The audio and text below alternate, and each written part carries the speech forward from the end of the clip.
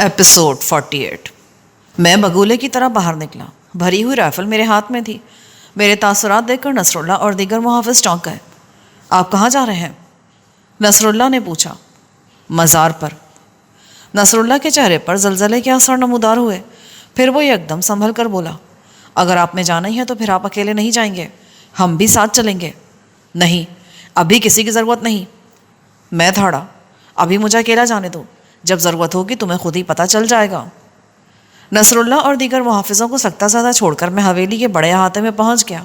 میرے عقب میں ابھی تک بیبے، عارفہ اور بلقیس کی چلاتی ہوئی آوازیں آ رہی تھیں۔ جلدی میں حویلی کے بڑے دروازے سے باہر تھا۔ میرے سامنے دھوئیں سے آلودہ سنسان گلیاں تھیں، کھڑکیاں دروازے بند تھے۔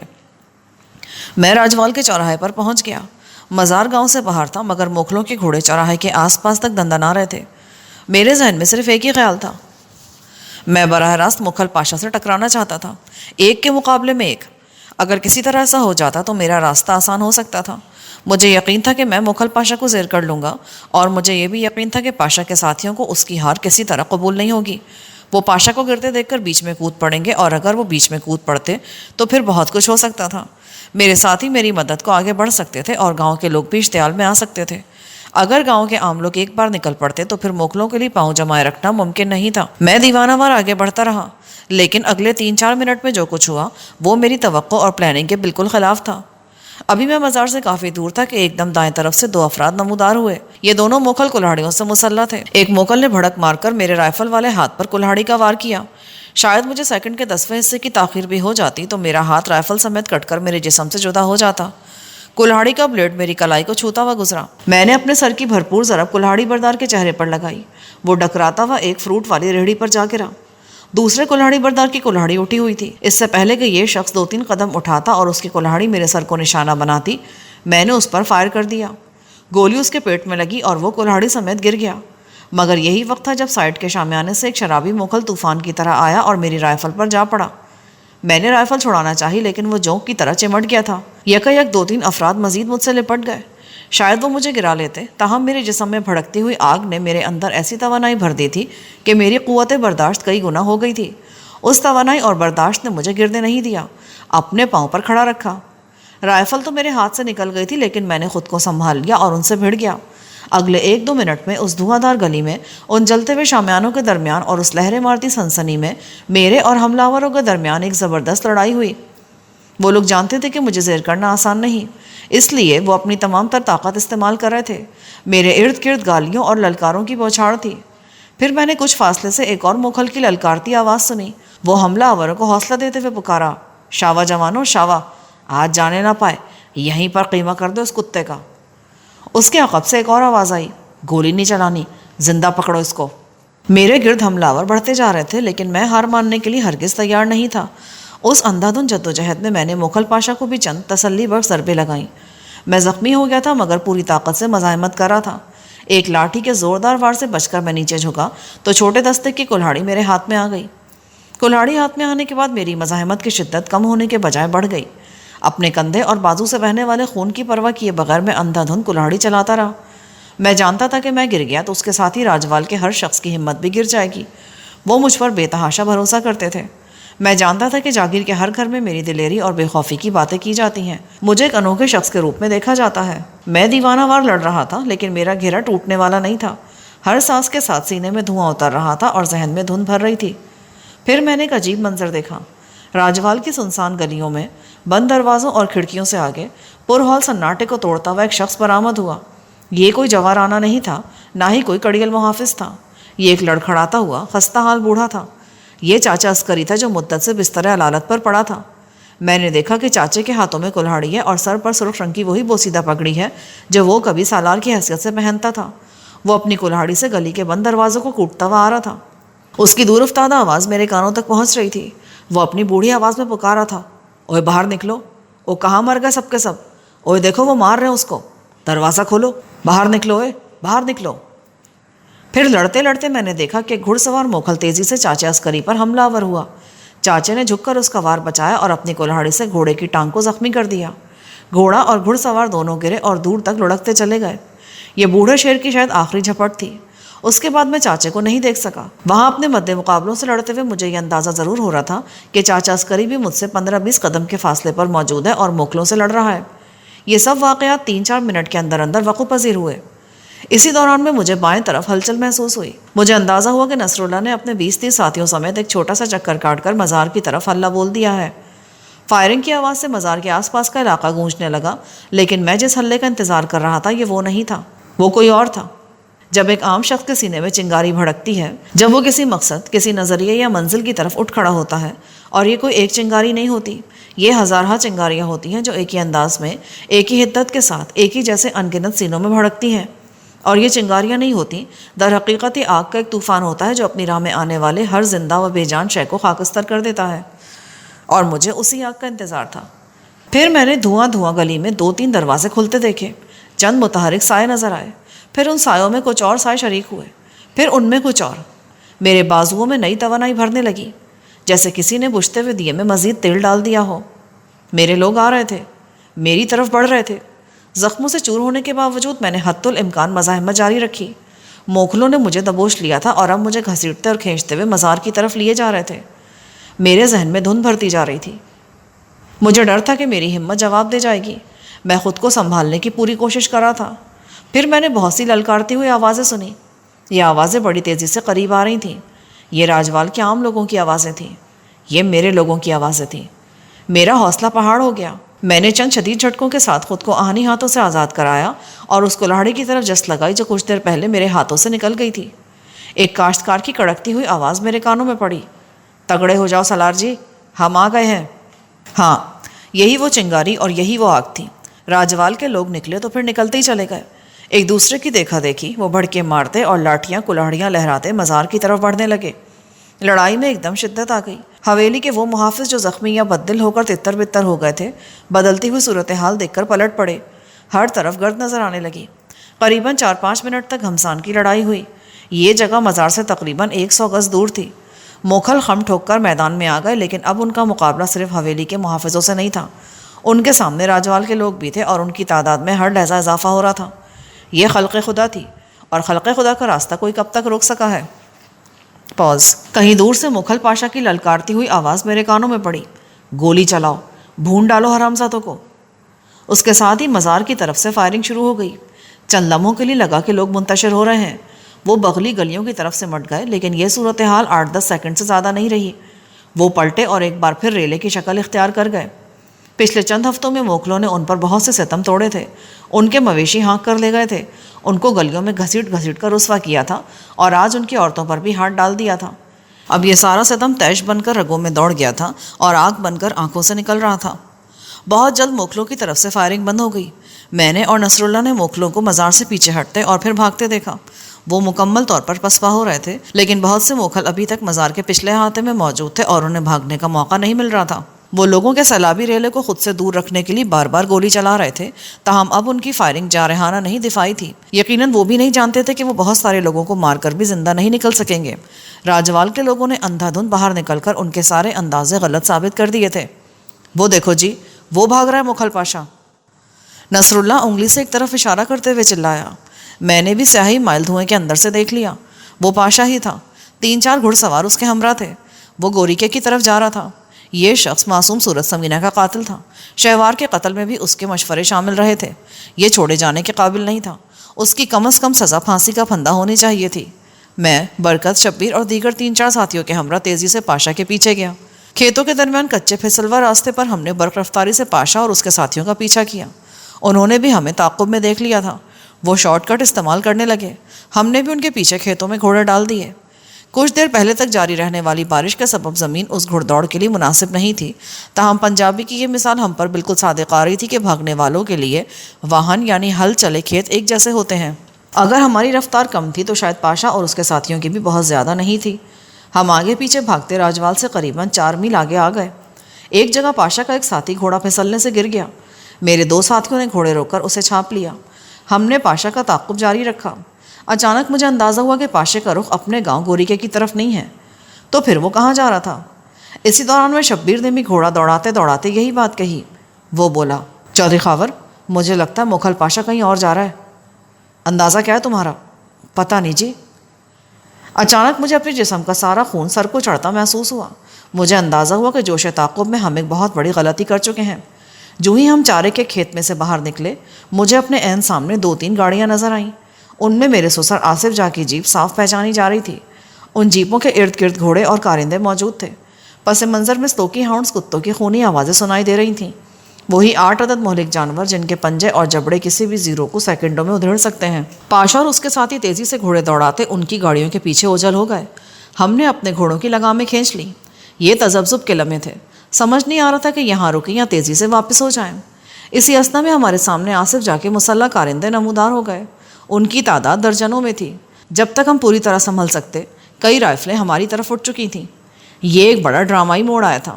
یوں لگ رہا تھا کہ لمبڑ آصف جا بھی اس کارروائی سے آگاہ تھا جو آج موکھلوں نے راجوال کے میلے میں کی تھی۔ عین ممکن تھا کہ آصف جا کے کچھ لوگ بھی اس کارروائی میں شریک ہوں۔ خود آصف جا اور اس کے ساتھی یہاں کسی زمیندار کے ڈیرے پر موجود تھے۔ ہمارے دیکھتے ہی دیکھتے آصف جا کے کارندوں نے صورتحال کو پوری طرح سمجھ لیا تھا۔ انہوں نے حرکت کی اور ہمارے قریب آ گئے۔ اگر اس موقع پر پلٹ کر بھاگنے کی کوشش کرتے تو وہ یقیناً ہم پر فائر کھول دیتے اور ڈھیر کر دیتے۔ پھر مجھے آصف کی صورت نظر آئی۔ اس کی آنکھیں سوجی ہوئی تھیں اور چہرہ شراب کی حدت سے تمتما رہا تھا۔ ہمیشہ کی طرح بیڑی اس کی انگلیوں میں دبی ہوئی تھی۔ اس کے پیچھے 2 مسلح محافظ تھے۔ وہ بڑے اعتماد سے چلتا ہوا میرے سامنے آن کھڑا ہوا۔ تو آخر تم دوبارہ نظر آ ہی گئے، اس نے عجیب سے لہجے میں کہا۔ آصف جاں، پاشا ہمارا مجرم ہے، اس کو ہمارے حوالے کر دو۔ میں نے سنی انسنی کرتے ہوئے اٹل لہجے میں کہا۔ رائفل پر میری گرفت مضبوط ہوتی جا رہی تھی۔ میں آج ہر حد تک جانے کے لیے تیار تھا۔ آصف جاں نے ایک بار پھر سنسنی خیز لہجے میں کہا۔ تم پاشے کو ہاتھ بھی نہیں لگا سکتے۔ کیوں نہیں لگا سکتا؟ بس نہیں لگا سکتے۔ تب میں نے ایک حیران کن منظر دیکھا۔ لمبڑ آصف جاں کے 2-3 صحت مند کارندوں نے پاشے کو بری طرح دبوچا ہوا تھا اور اسے کھینچتے ہوئے آصف جاں کی طرف لا رہے تھے۔ پاشا مزاحمت کر رہا تھا اور بلند آواز میں کچھ بول رہا تھا۔ اس کے کپڑے پھٹ گئے تھے۔ کارندوں نے پاشے کو آصف جاں کے سامنے لا کھڑا کیا۔ یہ کیا ہو رہا ہے آصف جاں؟ پاشا چلایا۔ اس کی آنکھوں میں حیرت ہی حیرت تھی۔ اس کے بعد کا منظر بھی حیران کن تھا۔ آصف جاں کا بھرپور تھپڑ پاشے کے گال پر پڑا اور وہ کارندوں کی گرفت میں لڑکھڑا کر رہ گیا۔ پاشے کے ساتھ یہاں پہنچنے والے گھڑ سواروں میں سے 2 افراد نے اس بدلی ہوئی صورتحال میں ایک دم بھاگنے کی کوشش کی، تاہم آصف جاں کے کارندوں نے ان کی یہ کوشش ناکام بنا دی۔ انہیں بھی پکڑ لیا گیا اور رائفل کے کندھوں سے مار مار کر اتھموا کر دیا گیا۔ میرا دل کہہ رہا تھا کہ آج آصف جاں کی آنکھوں کے سامنے سے بھی پردہ ہٹ گیا ہے۔ شاید میری توقع کے مطابق راجوال میں سنائی جانے والی کیسٹ کی گونج آصف جاں کے کانوں تک بھی پہنچ چکی تھی۔ آصف کی آواز نے مجھے چونکایا۔ وہ پاشے کا گریبان تھامتے ہوئے بولا، تم اس کو ہاتھ بھی نہیں لگا سکتے ہو شاخاور۔ میں اسے ہاتھ لگاؤں گا کیونکہ یہ میرا مجرم ہے۔ شہوار کو مارنے کے مشوروں میں یہ حرامزادہ بھی پوری طرح شامل تھا۔ میں سب جان گیا ہوں۔ شہوار کا نام لیتے ہوئے آصف جاں کے لہجے میں عجیب سا کرب سمٹ آتا تھا اور اس کے ساتھ ہی اس کی آواز میں ایک جنونی کیفیت در آتی تھی۔ آصف نے اشارہ کیا اور اس کے 8-10 کارندوں نے پلک جھپکتے میں پاشے کو زمین پر گرا کر رسی سے باندھ دیا۔ یہ بڑی اچانک اور سنسنی خیز صورتحال تھی۔ آصف جاں، یہ تم اچھا نہیں کر رہے ہو، تمہیں اس کا بہت برا نتیجہ بھگتنا پڑے گا۔ تمہارے گاؤں میں لاشیں بچ جائیں گی۔ پاشا دھاڑا، جو بھی کچھ ہوگا پاشے، لیکن اب تم کچھ نہیں دیکھ سکو گے۔ آصف جاں کی آواز میں قہر اور جنون تھا۔ تمہیں آج، ابھی اور اسی جگہ اپنے سارے کالے کرتوتوں کی سزا بھگتنی ہوگی۔ تم اپنے ہوش میں نہیں ہو، تمہیں پتہ نہیں تم کیا کر رہے ہو۔ تمہارے بڑھاپے کی مٹی پلید ہو جائے گی آصف، موت کو ترسو گے تم۔ پاشے نے پھر گرج کر کہا۔ آصف جاں کے کان پر جو تک نہ رینگی۔ پاشے نے جب اپنی دھمکیوں کو بے اثر دیکھا تو ایک دم اپنا لہجہ نرم کر لیا۔ اس نے دوسرے انداز سے وار کرنے کی کوشش کی۔ آصف، اگر تمہارے دماغ میں چودھری عزیز والی کیسٹ ہے تو تم دھوکے میں آ رہے ہو۔ وہ جعلی کیسٹ ہے۔ میں ثابت کر سکتا ہوں کہ وہ چودھری عزیز کی آواز نہیں ہے۔ وہ سارا 9 سربازوں کا رچایا ہوا ڈرامہ ہے۔ وہ ڈرامہ ہے آصف جاں۔ پاشے کی اس بات کا جواب ایک بھرپور ٹھوکر کی صورت میں تھا۔ آصف جاں کی یہ ٹھوکر پاشے کے چہرے پر لگی اور وہ خون اگلنے لگا۔ دیکھتے ہی دیکھتے اس کی تھوڑی اور گردن لہو لہان ہو گئی۔ یہی وقت جب آصف جاں کے 4-5 محافظ سلوکی ہاؤنڈز کتوں کی زنجیریں تھامے موقع پر پہنچ گئے۔ ان مصری کتوں کی دمیں تیزی سے گردش کر رہی تھیں۔ ان کی آنکھیں اپنے اندر تاریک براعظم افریقہ کی ساری پراسراریت اور ہلاکت آفرینی سمیٹے ہوئے تھیں۔ انہیں دیکھ کر جسم میں جھرجھری آتی تھی۔ یقیناً انہیں دیکھ کر موکل پاشا کا پتا بھی پانی ہو گیا۔ مدھم دھوپ میں میں نے دیکھا کہ پاشا کا رنگ بالکل ہلدی ہو گیا ہے۔ اس نے اضطراری طور پر اٹھنے اور بھاگنے کی کوشش کی مگر اس کے ہاتھ پاؤں سن کی رسی سے بندھے ہوئے تھے۔ وہ بے بسی کی انتہا کو چھو گیا۔ اس کے منہ سے بے ساختہ ڈری ڈری آوازیں نکلیں۔ میں تیزی سے آگے بڑھا۔ نہیں آصف جاں، آپ اس کے خون سے ہاتھ مت رنگو، اسے قانون کے حوالے کر دو۔ یہ پھانسی کے پھندے سے نہیں بچ سکے گا۔ تم پیچھے ہٹ جاؤ خاور، تمہارا یہاں کوئی کام نہیں ہے۔ آصف جا دھاڑا۔ اس سے پہلے کہ میں مزید کچھ کہتا یا کرتا، آصف جا کا اشارہ پا کر اس کے کارندوں نے پاشے کو دھکیل کر چند قدم دور ایک چھوٹے سے گڑھے میں پھینک دیا۔ کتوں کے رکھوالے نے منہ سے مخصوص آوازیں نکالیں اور کتوں کی زنجیریں کھول دیں۔ یہ سب کچھ پلک جھپکتے میں ہو گیا۔ خوخار کتے بجلی کی سی تیزی سے گڑھے کی طرف لپکے۔ پاشے کی آخری آوازیں بڑی دردناک تھی۔ 8 عدد کتوں نے ایک لہجے میں پاشے کے جسم کو ڈھانپ لیا۔ اس کے بعد کا منظر دیکھنا میرے بس میں نہ رہا۔ میں نے اپنا رخ پھیر لیا۔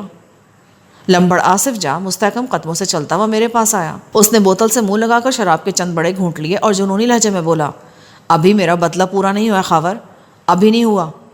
اب کیا رہ گیا؟ اب رہ گیا چودھری عزیز اور اس کا گماشتہ، جس نے شہوار کو اپنے ہاتھوں سے قتل کیا، اسے تڑپا تڑپا کر مارا۔ لیکن وہ دونوں تو قبر میں پہنچ چکے ہیں۔ گھبراتا کیوں ہے؟ انہیں قبر سے نکالوں گا اور ان کے ساتھ بھی یہی کچھ کروں گا جو اس بدبخت کے ساتھ کیا ہے۔ آصف جاں، یہ بہت زیادہ ہے۔ تم مجھے زیادہ یا کم بتانے والے کون ہوتے ہو؟ تم تو خود مجرم ہو۔ ہاں، تم بھی مجرم ہو۔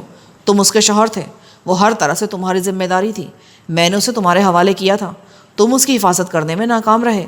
وہ اپنے بابول کے گھر سے دور ایک انجان چار دیواری میں ایک درندے کے ہاتھوں جان ہار گئی اور تم بے خبر پڑے رہے۔ کسی وقت تو جی میں آتا ہے تمہیں بھی گولی مار دوں۔ اس نے وحشت کے عالم میں رائفل میری طرف سیدھی کر لی۔ میں اپنی جگہ جمع کھڑا رہا۔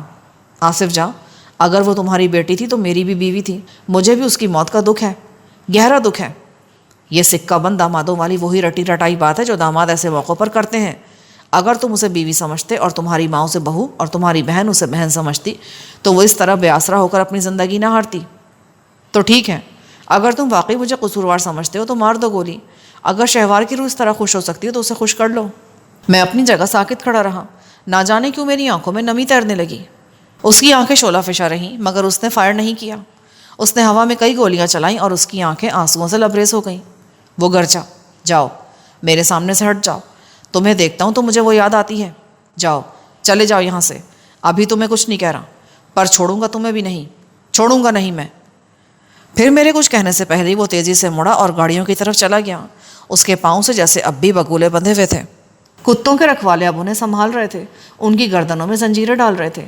کتوں کی پتلی پتلی تھوتنیاں پاشے کے خون سے سرخ تھیں۔ میں گڑھے کے دلدوز منظر سے نگاہ بچانا چاہ رہا تھا، پھر بھی میری اچٹتی ہوئی سی نظر وہاں پڑی گئی۔ گڑھے میں خون اور انسانی گوشت کے لوتھڑوں کے سوا کچھ نہ تھا۔ ایک لوتھڑے پر گھنے بال تھے، یہ شاید پاشے کے پرغرور سر کی کھال تھی۔ دکھاتا ہے رنگ آسماں کیسے کیسے۔ میں تقریباً 1 گھنٹے بعد واپس راجوال پہنچا۔ یہاں منظر ہی کچھ اور تھا۔ ہزاروں لوگ راجوال کی گلیوں میں جمع تھے۔ انہوں نے مزار کو بھی اپنے گھیرے میں لیا ہوا تھا۔ لڑائی میں موکھلوں کے قریباً 60 بندے پکڑے گئے تھے۔ ان سب کو مزار کے بیرونی جنگلے کے ساتھ ساتھ رسیوں اور کپڑوں سے باندھ دیا گیا تھا۔ ہر خاص و عام نے جوتے اور ڈنڈوں کے ساتھ ان کی تواضع کی تھی اور یہ تواضع اب بھی جاری تھی۔ جاگیر کے لوگ اس توہین کا خاطر خواہ بدلہ لے رہے تھے جو کچھ دن پہلے ان پر مسلط کی گئی تھی۔ 2 برادریوں میں ہونے والی اس شدید لڑائی میں مرنے والوں کی تعداد 48 کے قریب تھی۔ 100 کے قریب لوگ زخمی ہوئے تھے۔ لاشوں کو چارپائیوں پر 2 قطاروں کی صورت میں رکھ دیا گیا تھا اور ان پر چادریں وغیرہ ڈال دی گئی تھیں۔ بیشتر مکانوں کی آگ اب بجھ چکی تھی۔ کچھ ادجلے گھروں پر لوگ اب بھی پانی وغیرہ پھینک رہے تھے۔ میں نے دیکھا کہ ایک چارپائی کو مزار کے احاطے میں رکھا گیا تھا اور اس کے گرد بہت سے لوگ جمع تھے۔ مجھے دیکھ کر نصر اللہ تیزی سے میرے قریب آیا۔ اس کے چہرے پر فتح مندی کی چمک اور پیشانی پر لہو کے چھینٹے تھے۔ میں نے چارپائی کی طرف اشارہ کیا۔ یہ کون؟ وہ جذباتی انداز میں بولا، چاچا عسکری کی میت۔ میں تیزی سے احاطے میں داخل ہوا۔ بوڑھا شیر چارپائی پر ساکت پڑا تھا۔ اس کی کمزور گردن اور استخوانی کندھوں پر کلاڑی اور برچھی کے کئی وار تھے۔ اس کی سالار والی سرخ پگڑی اس کے سینے پر پھیلا دی گئی تھی۔ وہ خود تو زیادہ نہیں لڑ سکا تھا مگر دوسروں کو لڑنے کا جو حوصلہ دے گیا تھا وہ بیش بہا تھا۔ لوگوں نے مجھے دیکھا تو میرے گرد اکٹھے ہو گئے۔ پھر ان کی تعداد بڑھتی چلی گئی۔ ان کے چہرے تمتما رہے تھے۔ وہ فلک شگاف نعرے لگانے لگے۔ ان نعروں میں میری ستائش تھی، موکھلوں کے لیے نفرت تھی اور ان سے انتقام کا مطالبہ تھا۔ لوگوں کا ہجوم بڑھتا جا رہا تھا۔ پھر مجھے رونق علی نظر آیا۔ وہ مجمع کو چیرتا ہوا میری طرف بڑھ رہا تھا جیسے کوئی مست ہاتھی گنے کی فصل کو رونتا ہوا آ رہا ہو۔ اس کے چہرے پر بلا کی چمک تھی۔ وہ مجھ سے لپٹ گیا۔ اس کے انداز میں بے پناہ گرم جوشی تھی۔ وہ خاورے، ہم کامیاب ہو گئے۔ وہ جذباتی انداز میں بولا اور مجھے جھنجھوڑ دیا۔ تم ٹھیک تو ہو نا؟ میں نے اسے ٹٹولتے ہوئے پوچھا۔ تم ٹھیک ہو تو میں بھی ٹھیک شیک ہوں۔ لوگوں کے شور میں کان پڑی آواز سنائی نہیں دے رہی تھی۔ میں نے بلند آہنگ میں پوچھا، جن عورتوں کو موکھلوں نے پکڑا تھا ان کا کیا بنا؟ وہ زیادہ نہیں تھی، بس 3 تھیں۔ انہیں حاجی فیروز کے گھر کے پاس ہی کمرے میں بند کیا گیا تھا. انہیں چھڑا لیا ہے لوگوں نے. لوگوں کے نعرے فلک شگاف ہوتے جا رہے تھے. وہ موکھل پاشا کو گالیاں دے رہے تھے اور مطالبہ کر رہے تھے کہ اسے پکڑنے اور جان سے مارنے کے لیے ابھی اور اسی وقت موکھلوں کے پنڈ پر حلہ بول دیا جائے. میں لوگوں کے درمیان سے راستہ بناتا ہوا اس چبوترے پر چڑھ گیا جو حویلی کے عین سامنے واقع تھا. میں نے کبھی تقریر نہیں کی تھی اور نہ ہی مجھے تقریر کرنے کا ڈھنگ آتا تھا. میں نے ہاتھوں کے اشاروں سے لوگوں کو خاموش ہونے کا اشارہ کیا اور جب بار بار کی درخواست کے بعد وہ خاموش ہوئے تو میں نے کہا, میرے ساتھیوں, ہم نے جوش کے وقت جوش دکھایا ہے اور ہمیں دکھانا بھی چاہیے تھا, لیکن اب ہوش کا وقت ہے. جو غلطی موکھلوں نے کی وہ ہمیں نہیں کرنی چاہیے. ہمیں فی الحال یہاں سے نکلنے اور ان کے گھروں میں گھسنے کی کوئی ضرورت نہیں. اور جہاں تک موکھل پاشا کی بات ہے تو آپ سب کے لیے میرے پاس ایک اچھی خبر ہے. قدرت نے ہماری مدد کی ہے. دودھ کا دودھ اور پانی کا پانی ہو گیا ہے.